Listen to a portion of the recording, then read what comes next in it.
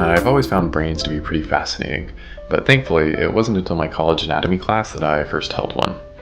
It's definitely a pretty surreal experience. They don't weigh much, but enough to have a decent heft to them still, and even though you're obviously wearing gloves when you hold one, they still feel rather wet due to the preserving agents they get moisturized with, which feels pretty true to form. They fit inside both of your cupped hands quite well, pretty similar to how they fit into the base of the skull. People tend not to think of or be aware of all the different cranial nerves that come out from the bottom half of the brain, but they give it almost something of a hairy look. Somehow the brain itself never seems too weird, but I will say if you ever see a specimen of a brain with the spinal cord attached, somehow that always looks like a lot more alien and creepy to me personally. I think the prettiest views of the brain are when one has been sectioned and you can see the different patterns and the different colors as it transitions between the gray and white matter. Emotionally, it's hard to know what to think when holding a brain.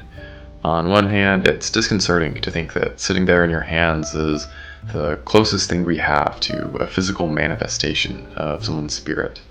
The physical part of them that truly governs personality, memory, perception, everything that really makes up what we think of as someone's true being.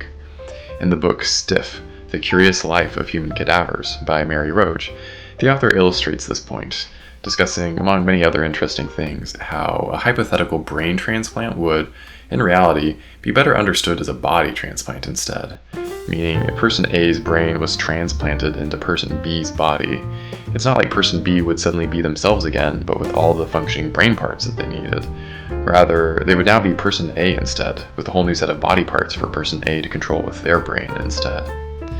Still, on the other hand, at no time is it more apparent than when holding a brain that life really is more than just the sum of all the right parts.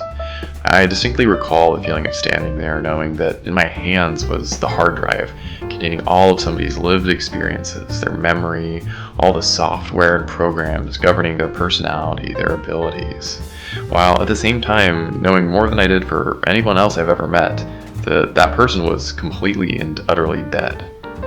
Without power, to continue the metaphor.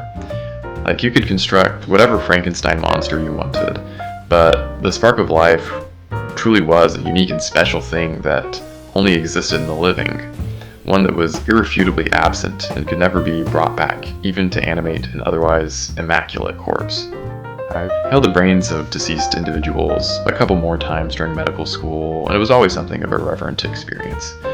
To those who nobly donate their bodies for the education of others, the extension of life for those still living, or the furtherance of science and the pursuit of knowledge, I truly honor and salute you.